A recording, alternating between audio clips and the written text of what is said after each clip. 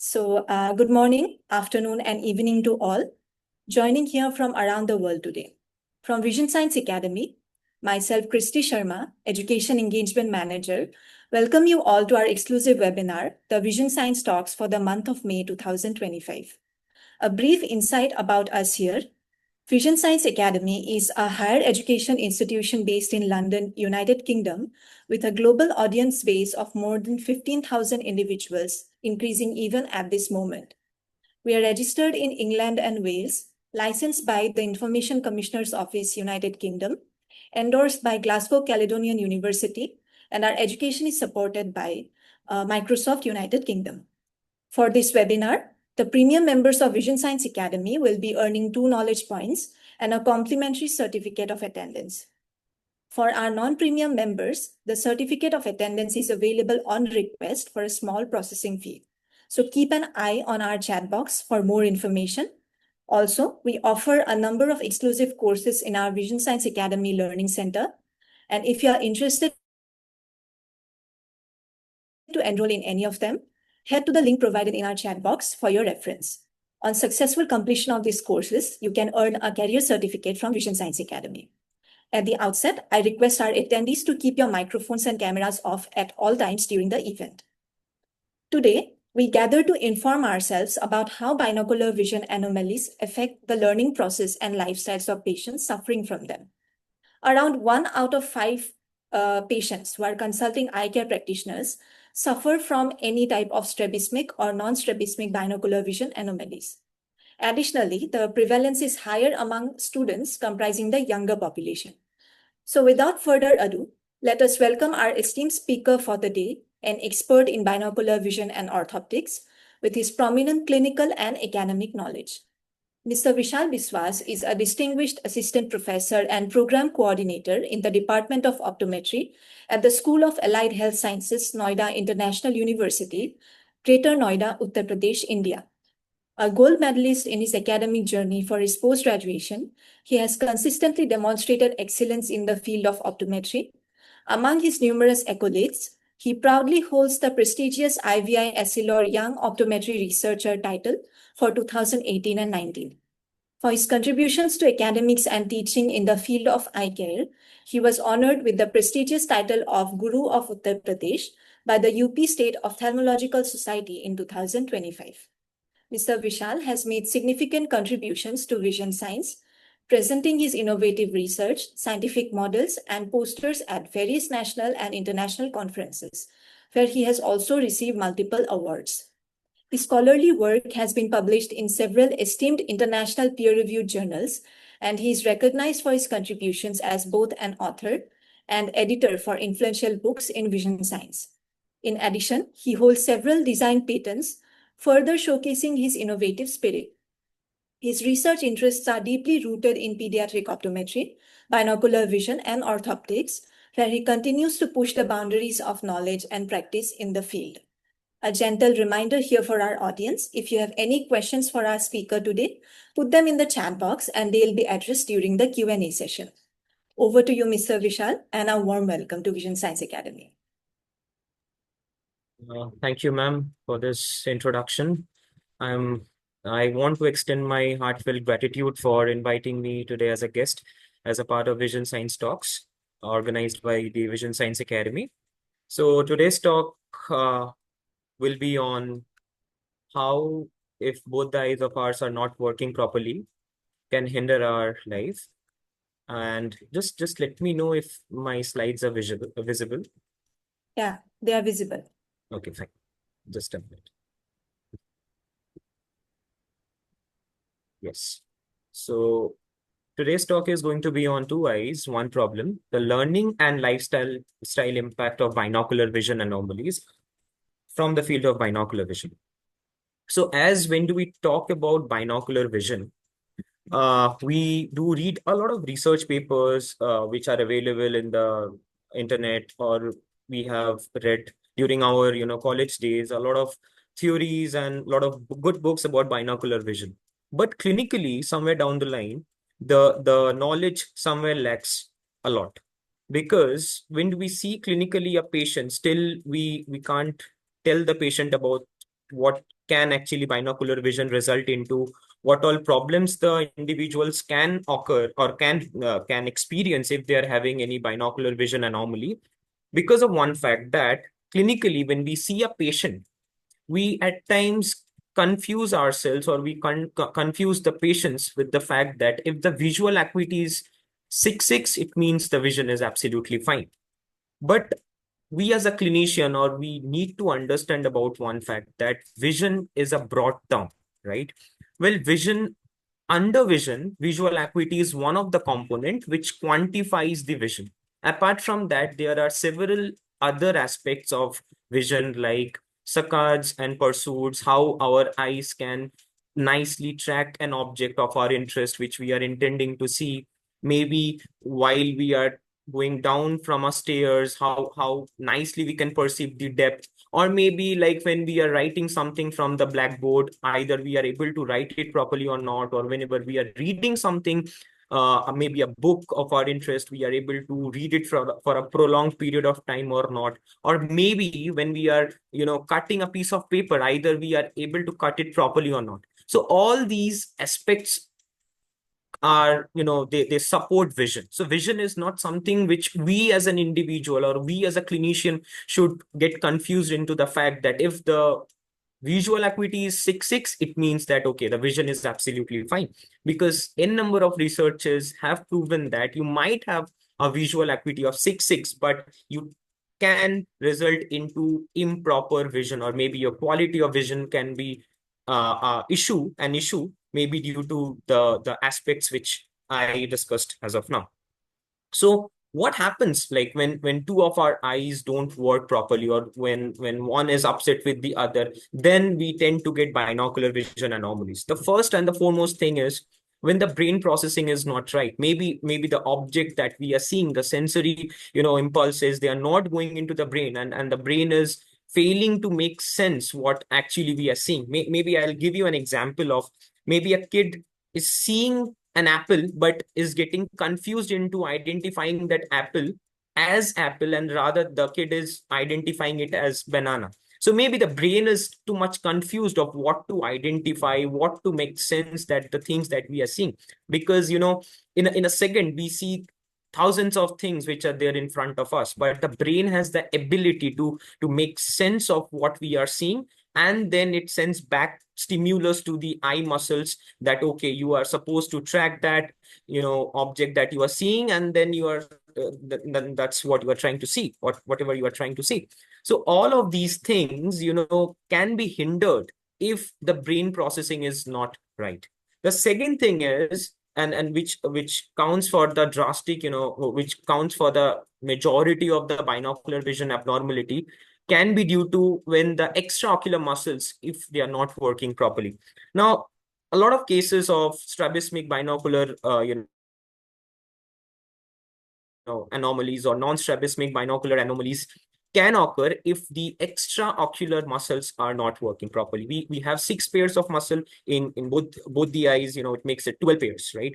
Now, if any one of the muscle, if it is not working, it's just like, a pulley is pulling something. Now, if one end of the pulley is working properly, if the other end of the pulley is not working properly, then eventually it malfunctions. Similarly, if one of the extraocular muscle, maybe due to any of the condition, maybe due to paresis, maybe due to fatigueness, maybe due to extra working, or maybe spasms, maybe if they are working, if they are not working properly, then they can give rise to binocular vision.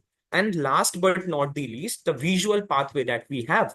Now, if any lesions of the visual pathway, if it is present, or maybe if the light is not going properly, to the brain center, that is the visual cortex of our brain, if they're not going properly, then conditions like amblyopia, all of these conditions can occur. So as a clinician, or maybe as a student studying vision science, or maybe who are practicing binocular vision, we need to understand that these are the epicenters of how they can, or how a binocular vision anomaly get arised. So we need to figure out as a clinician that, okay, if the condition is a binocular vision anomaly, then There can be a possible chances with the brain processing. There can be a possible chances with the extraocular muscles abnormality, or maybe there can be a possible chances of the visual pathway if it is working properly or if it is not working properly. And as said that, researchers have proven that binocular vision anomalies, they are they are much common than many realize. 1 out of the 5 individuals, they do have binocular vision anomalies, like non-strabismic binocular vision anomalies, but they don't realize. Now, when do I say that when they don't realize? Because they do get confused with the fact that, let's say, if I'm sitting in front of the system now, post COVID, we all are into our digital gadget usage, and we can't restrict ourselves from getting it, looking at the screen or doing some work. We can't stop ourselves, right? We need to do our work, we need to do our job. So children's, they are much more into digital gadget viewing. They do read their books not from the hard copy, rather they prefer soft copy readings. But we can't restrict ourselves. But what happens when they are doing some prolonged activity, at the end of the day, they realize that, oh, we are having eye strain or we are having eye ache. And then they realize that, okay, sleeping or going out of the work or maybe avoiding the work is the option that they can opt easily. Or maybe having a paracetamol, or maybe having a Saridon, or maybe any painkillers will take them away from the problem. But actually, these conditions are very much overlooked by the individuals, just because of the fact that when they come up for a clinical evaluation, we as an individual, we don't tend to look certain aspects which can diagnose these binocular vision anomalies. So that is why they are common, but the individuals who do have that, they don't realize much about it. And it is not only about the fact they affect only the kids, or maybe the ones who are into IT workers, or who are working in a IT. It's not like that. It can affect any individual of any age. So that is what needs to be taken into consideration. And as a practitioner, or as a clinician, or maybe as an academician, we all need to keep in our mind, so that we can educate the students about it, so that when they're sitting into the clinicals, or maybe when they're sitting into the clinics, or maybe they're seeing a patient, they can actually educate about the patients, about the conditions to the patients. Now, talking about the spectrum of challenges, the common types of binocular vision abnormalities, to be precise, the non-strabismic binocular vision abnormalities, which an individual can feel like, is the first is, which is very common, that is convergence insufficiency. It's quite common as a term. We might have heard about this term, quite often. We read a lot of research papers about it, that convergence insufficiency. It is one of the condition where, the eye alignment, maintaining the proper eye alignment becomes an issue, because of the fact that when we tend to look something at near, the eyes, they go outward and they drift outwards whenever we are doing something, looking something at near.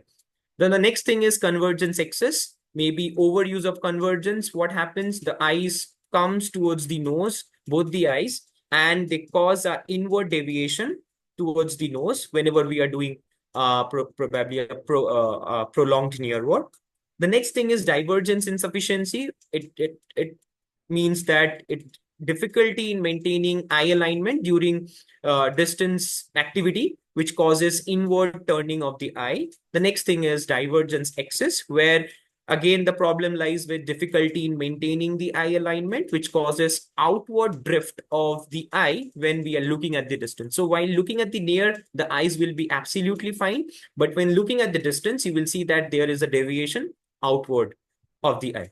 Now, coming into all the problems which I mentioned, they are specifically, they do come under vergence related abnormalities. Now, talking about accommodative abnormalities, the first and the common thing that we get to hear is accommodative insufficiency. Now, this is another condition. While looking at the near object, our ability to focus becomes or gets hampered. Now, this happens because of using a lot of accommodation. This can result into this particular issue. The next thing is accommodative excess, where a lot of accommodation is being used, and that results into difficulty in focusing for distant object.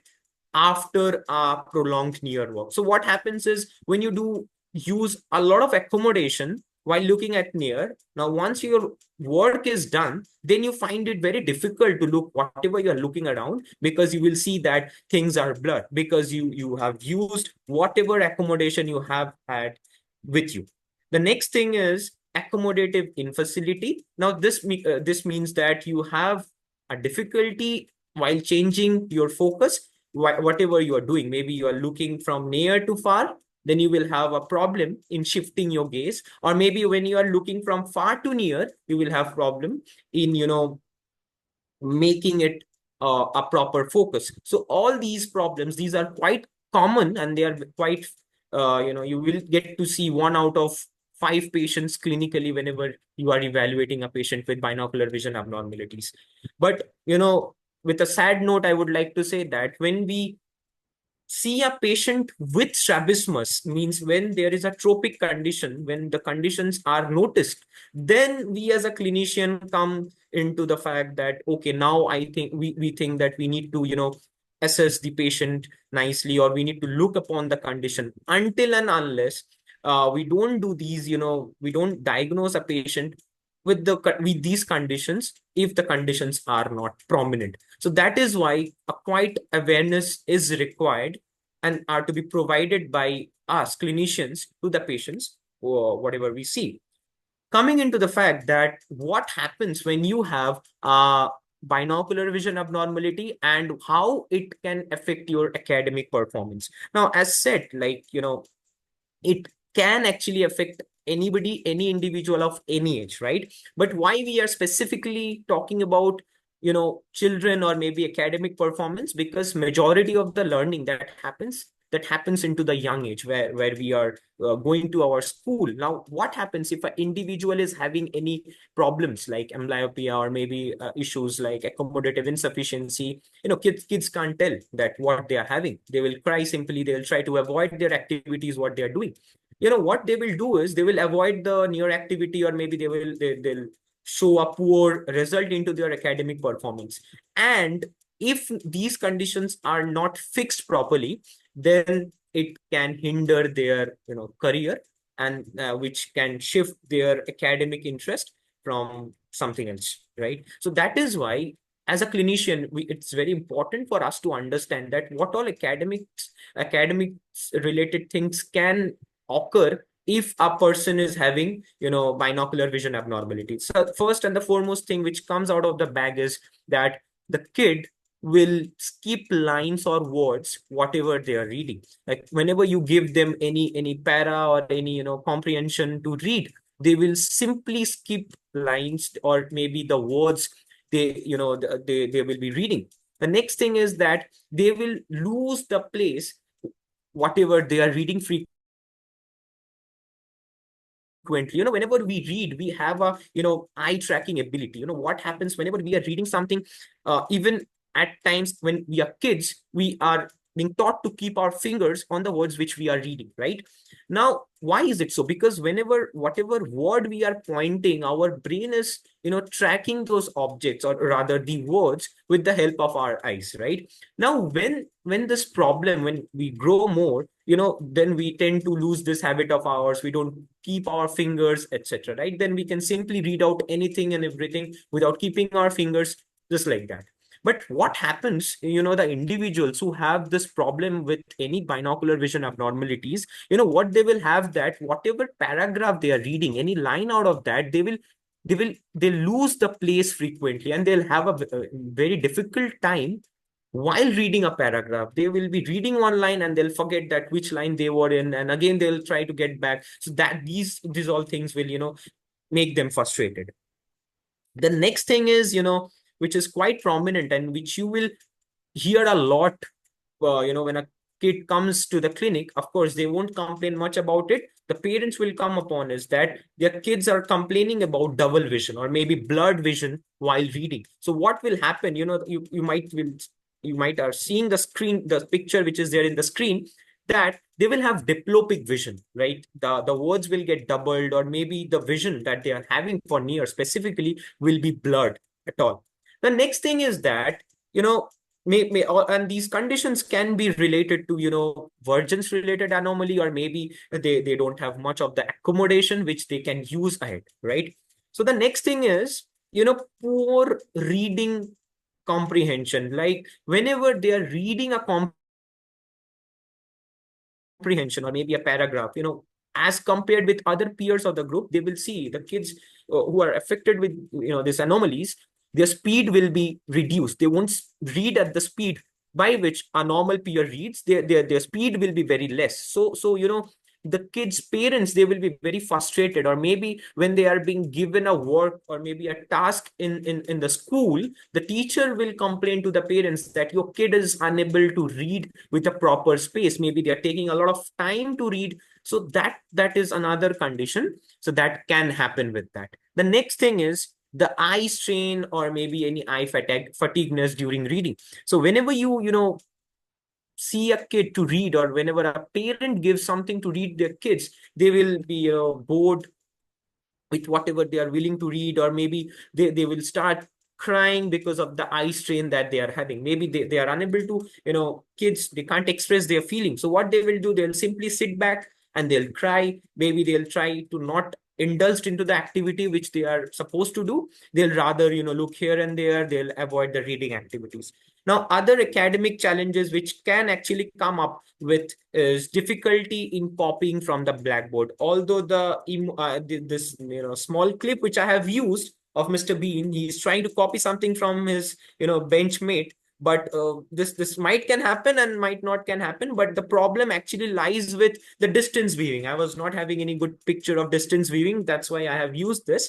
But the kids who are having problem with binocular vision, they can have issues with distance viewing as well as viewing anything from the near, and they will have a difficult time to copy anything from the board. Maybe the kid will come back to the home with anything wrong.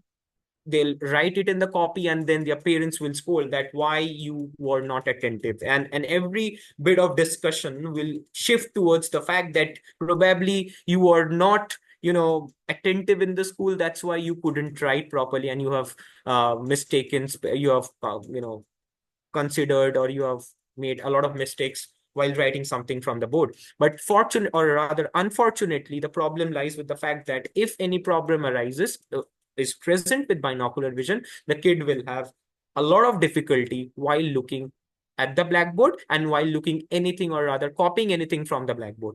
The next thing is that, as talked, previously I mentioned that what happens if or if your brain processing is not right, then it can give a rise to any binocular vision anomalies. Yes, it does, because a term like visual perceptual skills, it actually can persist if you have binocular vision disorders. And while research has proven this, that if you are having, so then your mathematical skills, your geometrical skills, which has something to copy with, maybe a formula with a plus b whole square, what comes after what, then your brain can't process, because you are unable to remember what is the sequence that you are seeing, because of the fact you are unable to track what you are seeing, maybe you are unable to remember what you are seeing, and hence the brain fails to process because of the presence of binocular vision anomaly. So these are certain subjects where the kids performs bad as far as any activity is concerned. The next thing is reduced attention span and concentration. This is somewhere similar to what I mentioned back as well, which can arise with the reading difficulties. Like, as your reading speed is poor, what happens with that is, maybe if you are getting your eye muscles fatigued or maybe your eye strains, then what happens, the attention span of the kid becomes reduced. They don't concentrate, they don't sit back, and then they don't read anything. They simply try to avoid the work that you give. We think that, as a parent, or maybe the parent comes to you with a complaint that maybe, my kid is losing interest in studies. Maybe that is the reason for which they are not trying to put any attention of what the work we are giving to them. But the thing which actually lies with that, their eyes are not supporting them. Now, if the eyes are not supporting them, then how come you can put your attention at something? The last and the least is that after doing all these things, all these, points which I mentioned, they simply result into the fact that they avoid doing anything. So as an individual, I mean, as a clinician, or maybe somebody who plays a role into the kid's life is a parent, because as said again, number of times I've said before, that the kid can't express anything, they can't come up with symptoms, they can't tell you anything precisely, but who can tell you is a parent, because the parent observes the kid, they notice each and every activity of the kid, and then they come to you into the clinic. And what is the failure of us as a clinicians is, we don't look anything apart. We just look at the eyes, we look at the vision. Yes, definitely. Presence of refractive error can be one of the aspect of improper academic performance, or they can hinder into academic performance. But maybe the vision can be fine with the kid, but and then we don't tend to look other aspects like the binocular vision parameters. So that is why we as a clinician has a huge role to play into a life of a kid, so that we can save their life. The next thing is, uh, as said, a lot of researchers have proven this as well. Like if there is a binocular vision impairment, they can hinder the reading skills of the first year, school kids, or maybe if you can have a great visual acuity, like maybe you can have a 6/6 visual acuity, but due to the presence of binocular vision, impairment, you can have improper reading skills. Or maybe, researchers have also proven that if your binocular vision functioning is not proper, then you can have, or the kids can have, reading difficulties. And there is a huge number of prevalence in kids with reading difficulties of binocular vision anomalies. Other academic challenges, like due to improper accommodative and vergence functioning, you can have poor academic achievements. Or maybe your visual functioning can have an impact on reading and writing. If your visual functioning is not proper, if your visual efficiency is not proper, then you can have tough time in reading and writing. And yes, these all things can happen. Coming into the next part, which is what can other things which can result into if you have a binocular vision anomaly. So we talked about what all reading and learning challenges which can happen. The next thing which can also happen is that it can severely impact your quality of life. We do talk about it a lot. This BVAs or NSBBDs, they don't take your life out, right? They are not anything you call it as a life threatening condition or maybe disorder, but they significantly, they affect or they hinder the quality of the life that you have. Because imagine if you are having convergence insufficiency. Before having convergence insufficiency, if you are an office worker, you had 100% productivity level. All of a sudden, when you have convergence insufficiency due to prolonged, maybe near gadget usage, what happens then? Your productivity loses. Now, will you like the fact that your productivity was 100% and day by day afterwards you lose your productivity? Then you tend to lose hopes from your quality of life, and then you get fatigued, then you get irritated, you get stressed. All of these can result into. So one of the activity which can significantly hinder your lifestyle, that is, you will have improper depth perception, which can really affect your sports skills. Now, if you are indulged into any sports or physical activity, researchers have proven that you can't catch a ball properly, or you can't do activities like you can't play proper tennis, or maybe where a lot of eye and hand or maybe finger skills are associated, where your eye and fine motor skills are associated. These conditions can be hindered or can get affected if you are having binocular vision anomalies. The next thing is that you will have challenges while you are driving at a road. Maybe especially in traffic, you will have problems in perceiving the depths, or maybe judging the speed. If you are on the road, maybe you will not be able to judge either. There is a probable speed breaker in front of you. Then you will have tough times while driving. So the next thing that comes out is, if you are a computer user, you will have tough time because of the fact that after prolonged usage of, your eyes or the muscles, they will give you tough times because of the presence of eye strain, maybe headache or maybe fatigue. You will go out, try to find out escape routes, like you will try to go out for a coffee, or maybe you will try to sleep, you will try to take a nap for some time between your walks, but they are not the permanent solutions. The permanent solutions are to get yourself checked and to get the remedies or maybe the therapies that will be advised to the individuals. The next thing is fine motor skills, which is very, very, very important, not only to the young ones who all are out there, but also to the ones who are aged, because research have significantly proven that if your eyes, if the both the eyes, they are not teamed up properly, if the eye teaming is not fine, then you won't be able to write anything properly, you won't be able to draw anything properly, you won't be able to cut anything properly. And to give you a small example, you won't be able to put a thread inside needle.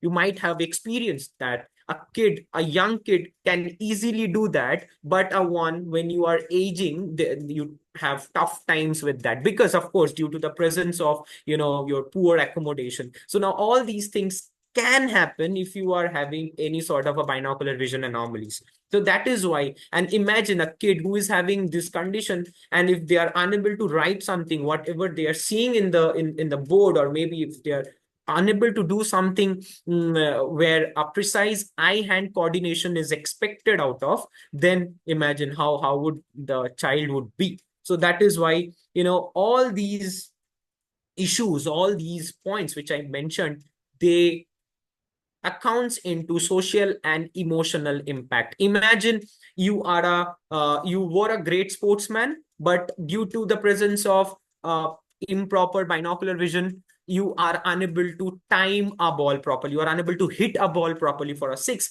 And what will happen? Probably if you are a star batsman of your team, due to the presence of this condition, maybe you will be thrown out of the team. So that will seriously have an impact on frustration, lowest self-esteem. Maybe you will avoid the tasks, maybe you will stop yourself of going outside to play. Maybe if you are unable to write something, then you will stop yourself to write from something. And all these things will severely affect your quality of life.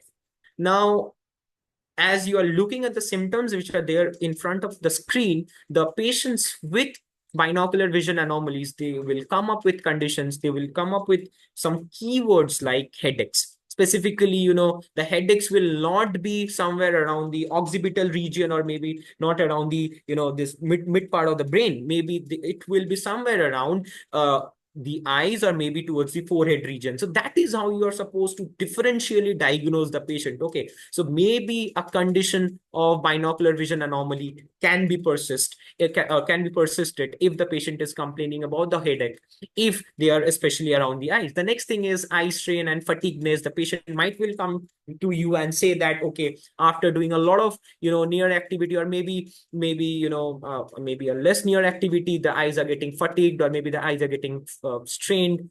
And then the next is the which can be a very common complaint, that is double vision. They'll say definitely that whatever we are doing something at near, the targets are getting splitted into two, because the eye, why this happens? Because the eye teaming is not happening properly. Both the machines, like machine 1 and machine 2, they're not working properly, and then they are getting apart from each other, and that is why you are getting diplopia.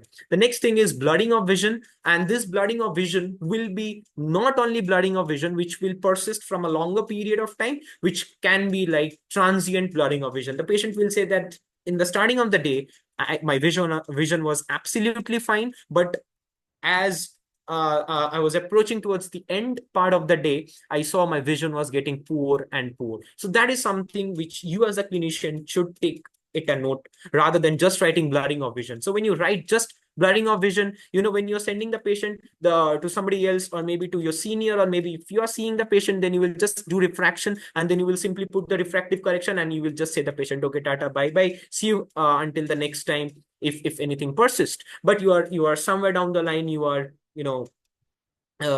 ignoring the fact which the patient actually has come for. The next thing is difficulty in focusing. The person, maybe the age is not 40, maybe the age is 25, 28, but the patients will be like, whenever you give a near target, they'll have a habit of looking something at like this. They'll have a very difficult time while focusing at there. They'll typically behave like a presbyopic patient without a correction. So that is where you again need to, reconsider, like, okay, so probably you are having some problem with focusing of your eye ability. The next thing is that squinting or closing of one eye. So in order to avoid diplopia, there are patients, what they do, they close simply their eye and they try to look from one eye, because one of the grade of binocular vision, which is fusion, probably gets hindered due to the presence of binocular vision anomaly. So that is why they tend to close one of the eye in order to see something, because you can't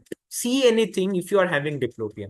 So that is one thing the patients will come to you. Maybe squinting of eye is another, because what happens at the starting of the day, the muscles are quite intact, but when you go towards the later half of the day, what happens? The muscle gets fatigued, and as a result, what happens? The eye starts squinting. Maybe the eye goes out, or maybe the eye comes in. So that is something again you need to look upon, and you need to check with the clinical signs as well. The next thing is tilting of the head, probably due to diplopia, or maybe due to improper sight. Maybe they try to keep their head a bit somewhere into any abnormal position, or maybe they won't be keeping their head erect and straight. So that is something again you need to look upon as a clinician. The next thing is dizziness. So I mean, you can't have dizziness throughout the day, right? Now you might sleep less. Maybe that can be another reason of your dizziness. Maybe you get tired. That can be another reason of dizziness, but you can't have dizziness in all the days of the month, right? So that is something again you as a clinician should rectify. Means if a parent is coming to you with a kid, or maybe anybody who is a maybe a IT worker, or maybe who is working into computers, they come to you, and if they say that after working for 3-4 hours, what I feel, I do feel dizziness. So this is something that can again related to binocular vision anomalies. The next thing is poor eye-hand coordination. The eye-hand coordination will be absolutely devastated, because if the eyes are not working properly as a team, then the brain can't send impulses to the hands as well to act accordingly. So that is why again you will see that patients will have anomalies with that. The last and the least condition that you will see, that there will be anomalies which will be related to depth perception. The parents will say that my kids can't work properly. They do have a habit of falling down quite often. Or maybe, adults, they will say that while taking stairs, they have a tendency to fall quite often, until and unless, and if there is a presence of weird astigmatic power. So you as a clinician, uh, you play a huge role of differentiating all these symptoms, and keeping it in a right direction for diagnosing a patient with binocular vision anomalies. It's just like solving a crime scene. When you go to a crime scene, what a police or what a senior police does, they do take the necessary uh, what do you call that, the necessary informations out of the crime scene, and then they keep it in front of them, and they try to connect, like what might have happened, who might have committed the crime. Similarly, you as a clinician, you consider yourself that you are into a crime scene. The patient has come with a lot of informations. Now you need to decide which information to collect, which information you are supposed to keep high, which information you are supposed to keep low, and you are supposed to act accordingly, whatever symptoms that you are seeing and whatever signs you are seeing. Probably if a patient comes to you with headache, you might, after doing a proper cycloplegic refraction, you get to see that okay, there was some part of latent hyperopia which was present. So then you straight away don't go and diagnose the patient with improper binocular vision. Maybe latent hyperopia was the condition or was the reason behind this headache. So then you need to decide, okay, prescribing the glasses is the first key, and then to move ahead with further diagnosis if needed. Similarly, if you see that if the patient is having squinting, then rather than, performing, prism bar cover test or maybe the amount of deviation straight away, if you put or if you do cycloplegic refraction at the very first time, then probably you waste the time of the patient. Because again, when you put straight away cycloplegic refraction drop, and when you do wet flash, and rather than doing the deviation assessment, then you're calling back the patient again to your clinic for assessment. This is how you're not saving the time of the patients, and this is how patients do lose trust in you, and that is why the awareness is not that much. So that is why you as a clinician should know what to do with which kind of patient and what not to do with the symptoms that you are collecting from the patients. So you should have a great talent of solving the puzzles, or the puzzles of symptoms and signs that you see clinically. So as I talked about finding the root cause, how you are supposed to find, how will you be able to find binocular vision anomaly?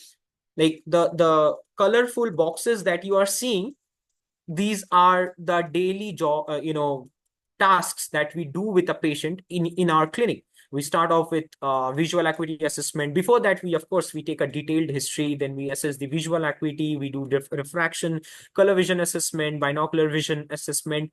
Maybe out of 10 clinicians, maybe one or two, they do it regularly, and then ocular surface evaluation and posterior segment evaluation. But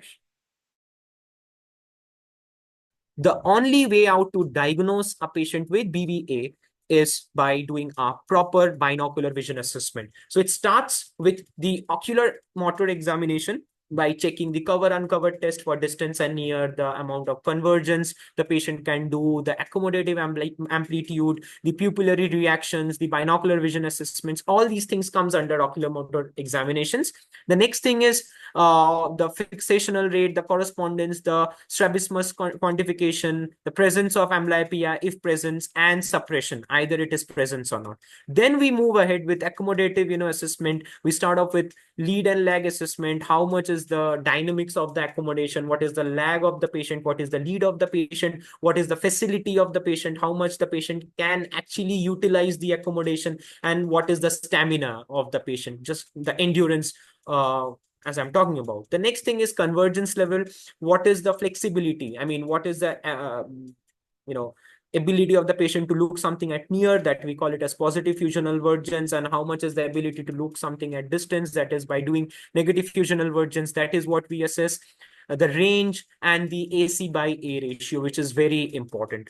Now, all these things which I mentioned is time consuming. These all tests takes another 1.5 hours out of a patient. But out of so many tests which I mentioned, few selective tests like NPC assessment, the convergence ability assessment, then the amplitude of accommodation assessment, and the presence of phodia, if present or not, and the presence or the quantification of AC by A ratio, and the presence of suppression, if present or not, can actually give you the root cause if there is a presence of BVA or not. These all frontline test parameters can actually find you the cause, either if there is any root which is affected or not in terms of binocular vision. So that is why we as a clinician, we should add on some extra bit of you can say spells to our bags, just like the way Harry Potter has a lot of spells in his magic wand, just like the way when he wants to use what, he knows that. Similarly, whatever spells we have, we keep in our bag, that is good for ourselves and also good for the patients who are coming for getting services, so that whenever whatever assessment tools or assessment skills are required, we can simply take out of our bag and then we can simply do it, so that we can save somebody's life, not just by giving them CPR or by just providing them a extra bit of heart beat, just by providing a good quality of life, because we all want to have a good quality of life. We all want to live a life nicely rather than compromising our life. So the next thing is how we can bridge our eyes together. What if the both the eyes are not working properly? Now, what we can do is we can breach this gap. A certified orthoptist or maybe a vision therapist can do a lot of magic to save somebody's life or to save somebody's eye, whosoever's eye is not working in a proper team, by doing certain vision therapies, by strengthening their accommodation, by strengthening their versions, by strengthening their accommodation and versions cumulatively, or maybe by treating their suppression if present, if present in amblyopic patients, maybe by doing a lot of eye movement controls, maybe by training their saccades and pursuits. All these things are to be provided if a patient comes up with improper binocular vision. Now, I mean, yes, now a lot of subspecialties of optometry, like when do we talk about contact lenses, when do we talk about specialty contact lenses,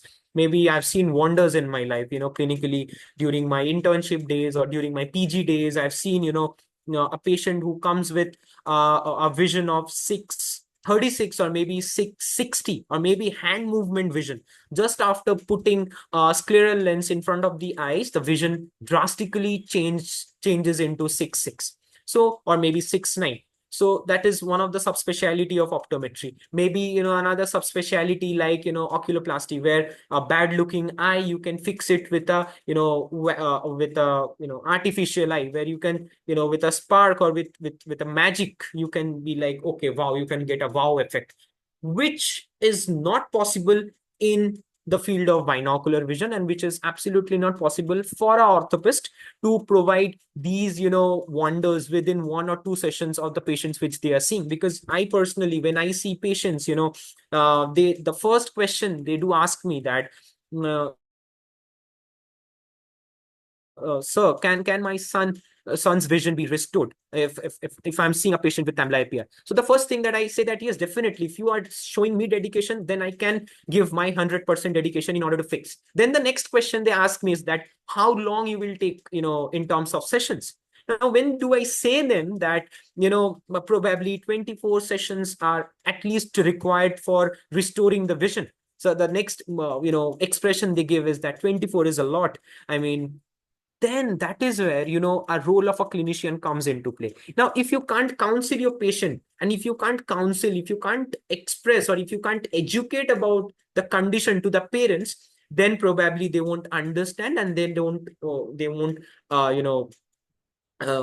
try, or they won't accept the fact that, okay, going in vision therapy will be something productive for their kids or maybe for the patient. So that is why you as a clinical individual should have the capability, or rather the ability, to educate a patient by awareing them about the condition and by doing the great stuff that you do clinically. And when you see the wow factor, that is something when you do a great vision therapy for, with proper dedication throughout the sessions, then you get to see that smile that actually gives you, a kick, which you can see into the eyes of the patients or the parents who has come maybe 2 months back to you, and then they are like, you saved our son's life or maybe our daughter's life from the conditions which my kid was suffering. So we lost our hope, faith, everything, but you saved the life. So that is, why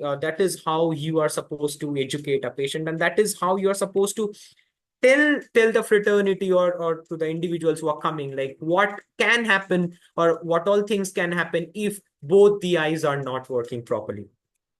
So we need to act early in order to see clearly, because timely, whatever researches that we see in the field of binocular vision, when I was doing my UG, when I used to read articles, the first and the foremost questions which I used to have in my in my brain, that why all the researches related to binocular visions are being done only in kids or maybe in school going children. I never had that answer. But while I was growing up, then I got to know that, it's very important to save somebody's life at a very young age, because majority of the learning that you are doing, that happens to be in the young age. Now, what happens if the learning is being hindered when, because of the presence of these, conditions, then providing timely intervention can actually save somebody's life from getting from getting a great academic career, maybe which is there in front of them. So that is why these researches that we see, they are done among kids, so that we can get to see what all conditions they are facing and what all interventions we as a clinician can inject to them for by saving or in terms of saving their life. So early detection and treatments, they can definitely prevent or minimize the negative impact of binocular vision anomalies, which can hinder learning and development of a kid.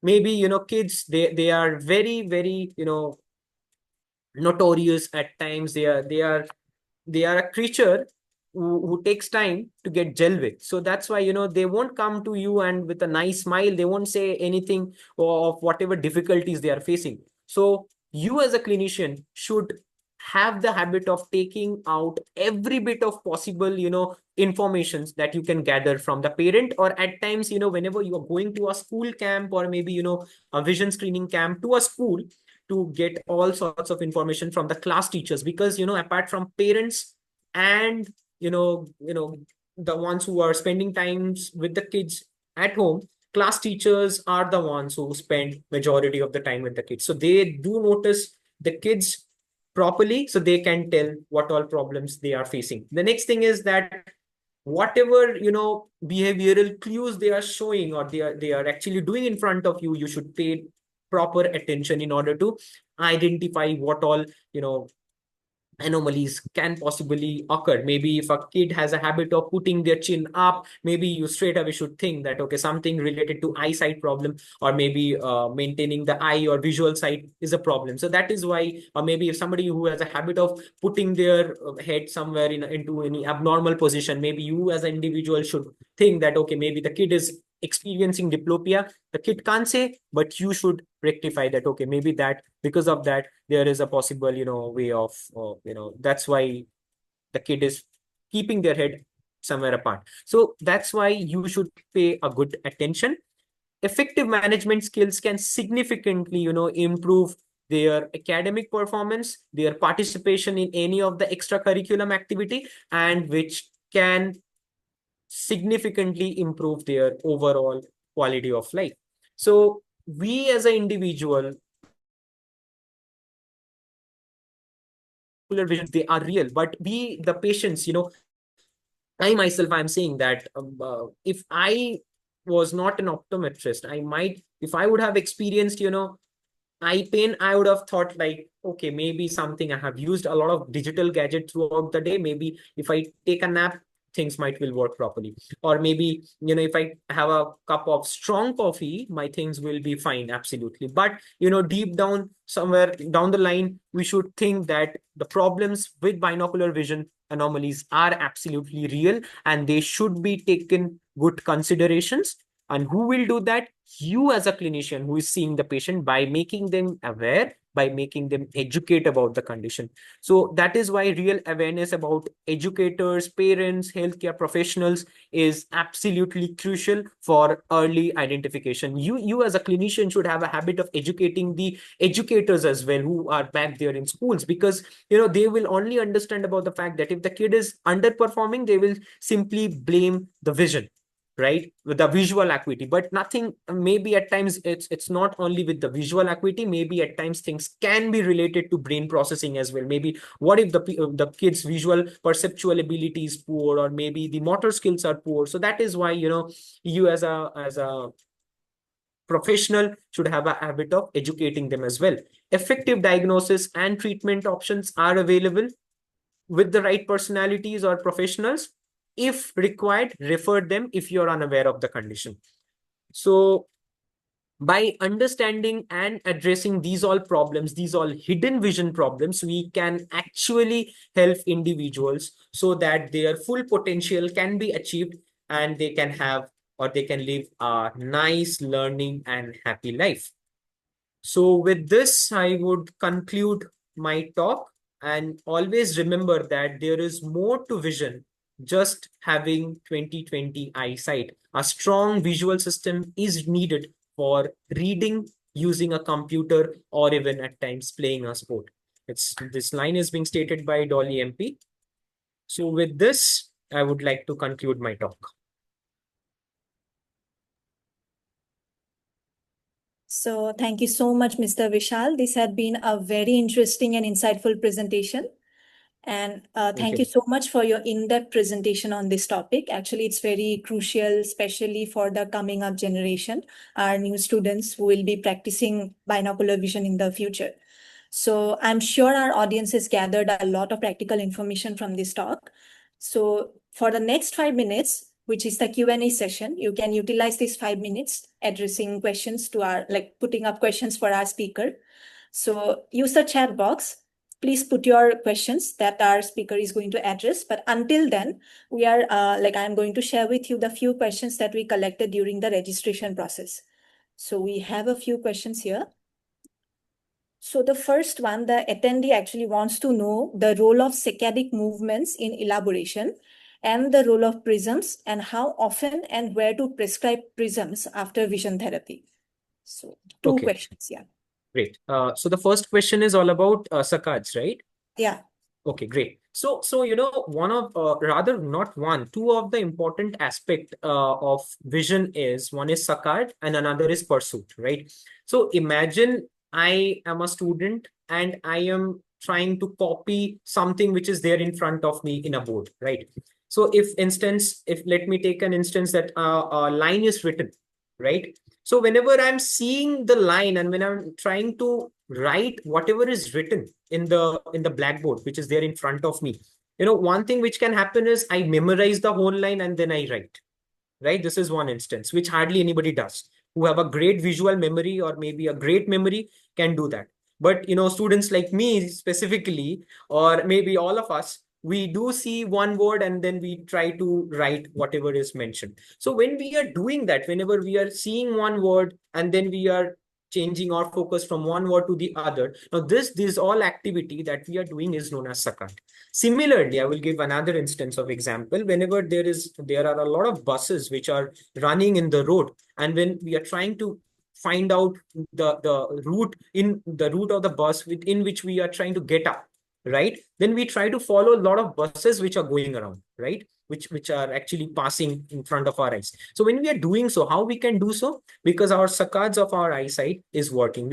Our brain has the ability, our eyesight has the ability to look at something which is of our interest, if not to avoid and to look at the next one, right? So this ability is known as saccade. Now coming into pursuit, maybe let's say we have a bus of our interest, one bus is coming. So when we are judging where was the bus, either it is coming in front of us or not, the fixation that we are doing during the process is known as pursuit. Similarly, another example I would give, like whenever you are playing tennis, right? You are fixating at one ball and you are trying to fixate throughout the game, right? So that is something pursuit for us. So, yes, it is very important to have these two activities properly. And research, and it's not research, even clinically, it is being proven that individuals with improper binocular vision, their saccades and pursuits are, the poor. So that is why we need to look at saccades and pursuits as well if we are, seeing a patient with binocular vision anomaly. I think that answers the question of the There was a participant. second part as well. So Okay. it's about the role of prisms, how often and where to prescribe prisms after vision therapy. Okay, great. So that is another good question, which we, as a student, also had when we were clinically learning binocular vision. So whenever we read about binocular vision, or whenever we Google something about vision therapy, the first thing that comes up is vision therapy. The next thing is prescribing, corrective lenses. And the third thing is prescribing prism, right? So prescribing prism is very challenging at times. Personally, if you ask me clinically, I don't prescribe prisms much. Why is it so? Because, when you are prescribing a prism, you are actually artificially, making the patient lazy. Why do we prescribe prism? Because, to avoid diplopia, right? If the patient who is having diplopia, then what happens? They avoid to look at something at near or maybe at distance. And in order to do so, they keep their head somewhat, into any abnormal places. And that is why, in order to avoid diplopia, you put prism, right? Now, whenever you're putting prism, the tendency of the patient becomes what, prism is there in front of me. I don't need to do any hard work, right? But whenever you are not putting any prism and rather putting an exercising prism, then you are actually, training the patient, right, to avoid diplopia with the help of exercises, right? So there are two types of prism which we can think of clinically. One is exercising prism, another is glass prisms. Now, glass prisms are the prisms which you prescribe to the patient if the presence of diplopia is a lot. Maybe, if the presence of diplopia is something with a patient with paralytic squint and strabismus, then yes, you can't do vision therapy, you straight away give them prisms, right? But if you are doing vision therapy to a patient whom you are treating, virgins, whom you are treating, accommodation, then I personally don't prefer prescribing prisms. Rather, I prescribe them exercising prisms, where I try to train the eyes virgins with the presence of prism. And then if the patient says that, okay, my symptoms are present, I'm having difficulty in focusing and all, then I tend to prescribe prism. But until and unless during the tenure of vision therapy, I don't prescribe prism. So this is something I would also like to tell, individuals who are practicing vision therapy. Vision therapy is something where you can have your tailored, therapies. You can't give bookish therapies to every individual. Maybe if I come with exophoria to a professional, or maybe to an individual who is practicing vision therapy, and if I go to somebody else, both the ones who will be prescribing therapies or providing therapies won't be identical, right? So therapies depends on the individual's capability and individual's, acceptance. It's just like when you're going to a gym. If you want to make your body, if you want to build your physique, you can't do bookish, exercises. You have your tailorings, right? You either, whatever trainer you are, selecting, it depends on the trainer who is into the process of building your physique. So similarly, prescribing prism is the last option of vision therapy if the patient is not willing to do a hard work during the process of vision therapy. That is what. Thank you I so think much that for that. answers the question. Yeah, that was a very detailed answer. I hope the attendee got what they wanted to know. So now we come to the second question. So what are the common causes of binocular vision anomalies? Okay, common causes. Maybe, if you are using a lot of, maybe if your convergence part of the eye is used a lot. Maybe if you are into gaming. Gaming is another profession where individuals are into gaming, or maybe into digital working, the ones who are into digital marketing and all, who are into these activities, then maybe they can have problems like convergence, either insufficiency or maybe convergence excess. And maybe issues like, individuals who are in front of the system. I mean, even individuals, as of now, the college students, they don't read hard copy books. As I said in my presentation, they are much more into PDF viewing, or maybe, soft copy readings. So even they can have common binocular vision disorders as well. So disorders like accommodative insufficiency, all of these things can be present. So these all are can be seen. All right, thank you about that. Coming to our next question. How do binocular vision anomalies impact on depth perception? Okay, great. So another good question. Like, so we have three wonderful grades of binocular vision. The first grade is, if I'm seeing two different things, my brain has the ability to merge it, to make sense whatever we are seeing, and to bring it in a single plane, and to make it see, right? The second wonderful grade is fusion. Maybe some different object that we are seeing, the brain has the ability to fuse that, then that we call it as fusion. Last grade is stereopsis, right? So this grade actually enables us to see, or to have the depth perception that we are seeing. Maybe when we are taking our stairs down, maybe we are whenever we are going up, maybe whenever we are going down, or maybe when we are putting simply a straw into a bottle of maybe Sprite or something, right? Or maybe when we are putting a thread into our needle, which is there in front of us. So that can be hindered if my binocular vision anomaly is present, right? So maybe due to the presence of suppression, if one of my eye is suppressed, right? If then this problem can arise, maybe because the brain needs to see two in order to make it one. So that is why when the brain is seeing something singularly, then it doesn't make sense. The brain, the main part of the brain is what, the brain wants to see two by both the eyes, and then the brain has the tendency, or the brain wants to make it fuse and to send the message back that, okay, this is what you are seeing, right? So that is why stereopsis has importance if somebody is having binocular vision abnormality. So I Right. hope that answered the question. Yeah, of course. That was a great answer. Hmm. And coming to our next one, the attendee wants to learn about the basics to identify the correct contrast. That's the question. Pardon? Basics to identify the correct contrast.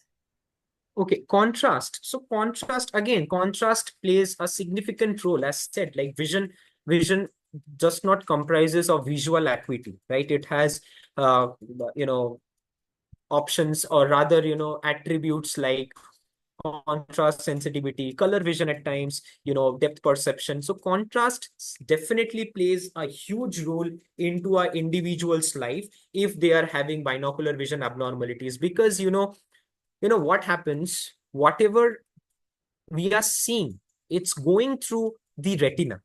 Now, if the rods and the cones are not properly, stimulated, then it won't go properly to the epicenters of the brain, which is there for us, that is the visual cortex. And that is where, you will see that the object identification, or maybe object discrimination becomes a problem. That is why, at times you will see patients with amblyopia. They have, a lot of phenomena. One of the phenomena is they don't identify, cross or maybe very close connected, objects of similar colors. So research again has proven that individuals with nystagmus, or maybe amblyopia, they have problems in identifying different contrasts of, same color probably. So yes, it has a role to play with individuals who are having binocular vision abnormalities. So we need to assess that as well. So maybe you might have seen a lot of softwares which are there available in the market nowadays, which are for treating visual, which are for treating amblyopia. There you have a option of setting your contrast, right?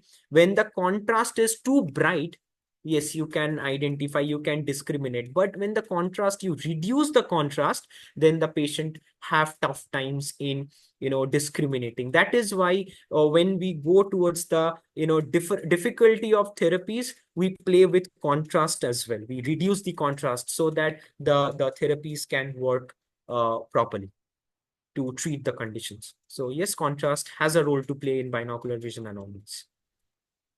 Okay. So we have a few questions in the chat box now. Okay. So in the case of toddlers, to rule out binocular vision anomalies, apart from MEM, what are all tests performed and how to perform? Okay, so in cases of toddlers, the first and the foremost thing that you tend to see is when you do refraction, right, in toddlers, you definitely get the hyperopic glow, right? So there you get confused. I mean, many of during my time of internship, I used to get very confused, like which all number to prescribe and which all number not to prescribe. Because, in toddlers, you get a compromised vision as well, because they are into a developing age, right? You don't get 6/6 vision. And even if you get 6/6 vision, that's a problem for that, because, when they grow up, then they tend to get myopia, right? So that is where refraction becomes the key, and refraction with the pedic guidelines became the key for these conditions, because there is a guideline which is being provided by the pediatric eye research center, which they have provided. They have come up with what should be the age and what is the age specific refractive values, right? And which should coincide with the visual acuity levels of age specificity, that we as an individual should do, but yes, with a proper cycloplegic refraction. I have seen a lot in my cases, or in my patients, that they come up with a simple tropicamide refraction. Now that doesn't solve the case, right? You can't do a cycloplegic refraction with a normal tropicamide drop. That is not a cycloplegic drop, that is a dilating drop, right? So refraction with a proper atropine ointment becomes the key. Then you do refraction. Now coming into mem is not for, there was a question which was linked with mem, right? Mem retinoscopy. Now mem has nothing to do with assessing the refractive error. I would like to reconsider this. Mem is to consider either the patient is utilizing the accommodation or not properly, right? So mem, we do it to assess the accommodative dynamics. So whenever we are doing mem, right, we give a near target. If you might have seen that on top of the retinoscopic head, we fix our near reading card. We ask the patient to read, and then we do what? We do we do scope, and then we do try to peep that what is the refractive error which is coming. That we call it as the accommodative dynamics. That has nothing to do with the refractive correction. Refractive correction is solely different thing, which we do try to find out with a proper cycloplegic refraction. Any kid who is coming to you symptomatic, you can't find out who is a symptomatic kid, who is not a symptomatic kid, because you can't get inside the kid's eye and you can't see what the kid is seeing, right? So that is why a proper cycloplegic refraction is must to ensure the presence of refractive error or not. See the PEDIC guidelines which are available into the internet, have it pasted into the wall of the clinic of yours. You cross check and then you do refraction. Now, if it is coming beyond the values, then you are supposed to prescribe the correction that you are getting. You are not supposed to do any compensation, no discount, nothing with the correction. You are supposed to put the appropriate correction, all right? No 0.25, 0.5 less with that, because the first and the foremost correction in treating a patient with any of the binocular vision disorder is by providing them the appropriate refractive correction. No discounting with the refractive error, then to do next sort of a vision therapies that you are supposed to see. Yes, MEM is something to look for the accommodative dynamics. So it has nothing to do. So that's what. So you have told about the vision and how you check the vision and refraction part. So like for these toddlers, to rule out any binocular vision anomaly, the question was somewhat that way. So for the binocular part, what are the tests that are done? Okay, so toddlers, you look for suppression first of all, that it, right? And again, you can't do with them Watford dot test.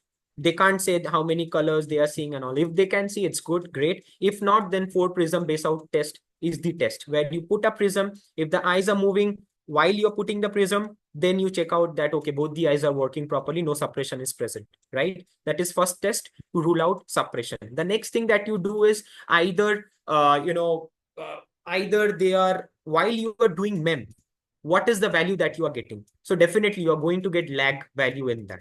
But if it is beyond the normative value of the lag value that you are getting, then you are supposed to suspect that, okay, there is a presence of accommodative abnormality with the patients of that as well. And extraocular muscle, motility test with the presence of a pen torch light is important, because they won't be following anything whichever you will be showing.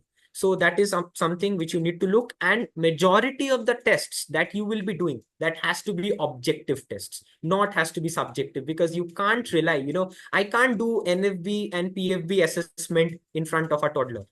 They won't be able to say, I'm seeing double, I'm seeing single, or my target is again becoming single from double, right? They won't be able to see. Majority of the tests are to be done with maybe Hirschsprung test. You can do it to see how much of a deviation is present. That is something. Next is, RAPD, maybe, covered, uncovered test. That is a great test that you can do. And then put a prism bar, in front of that to minimize the deviation. The best thing that you can do.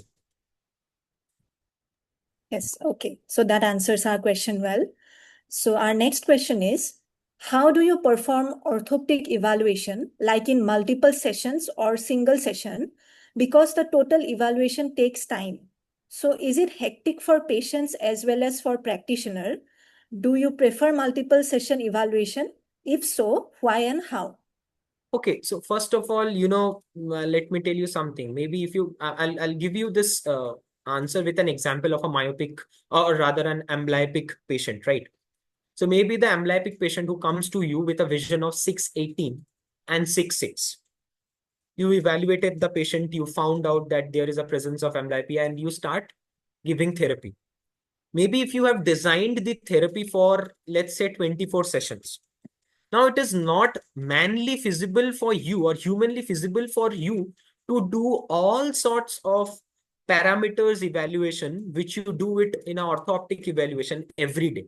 Now, when you are doing every day, then the attendant of the patient, or maybe the patient himself or herself, will be very keen to know, okay, what all improvement I have got, what all improvement I have got. Either the improvement has happened, overnight or not. Because as said, these all vision therapy and all these things are not overnight wonders which happens. It takes time.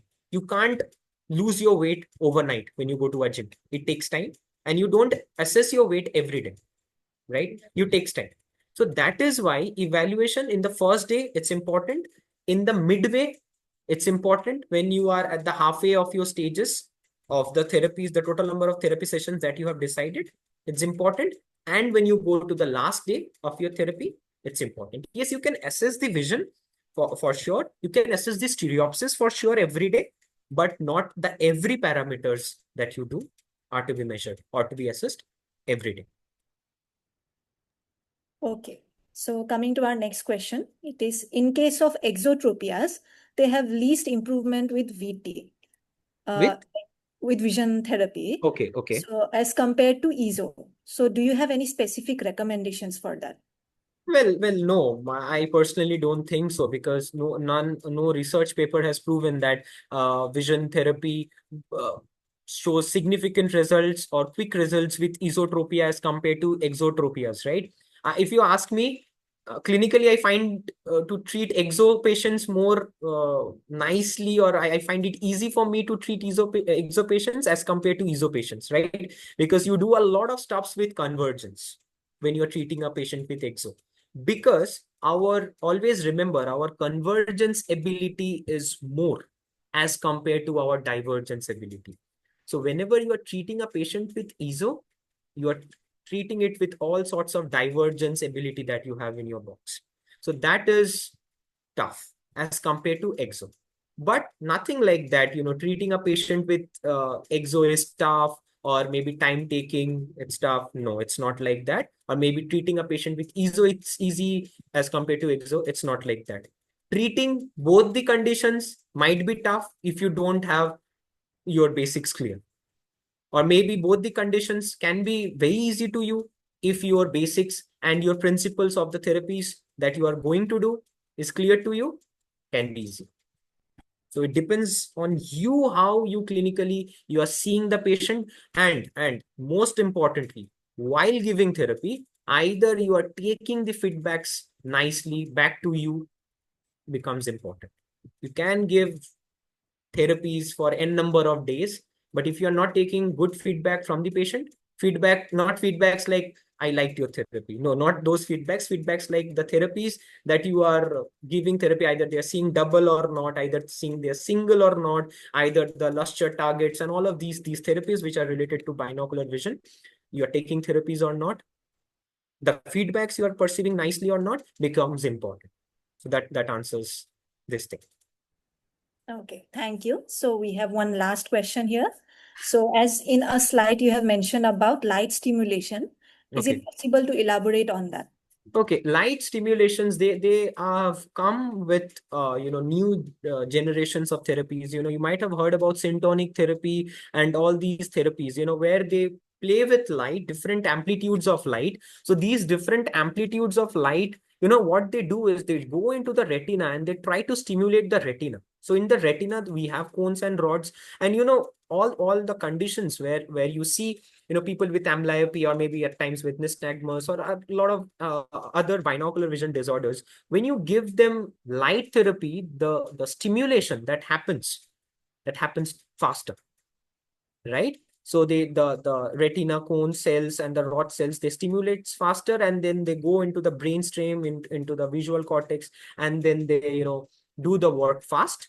So these all light therapies, yes, they do give you result faster as compared to the other unconventional therapies which we used to do, or which other clinicians long back they used to do, therapies like occlusion therapies and all of that. So they do give results quite fast. Okay. So Yeah. thank you so much. We have come to the end of our questions today. Thank you so much for so meticulously answering each of the questions. And coming to our audience, thank you to all of you for all the important questions raised, and to our speaker for graciously responding to each of them. So this brings me to an important announcement here. If you are interested in learning more about orthoptics, our video course on thyroid eye disease is the perfect one for you. You can check out the link to the course provided in our chat box already.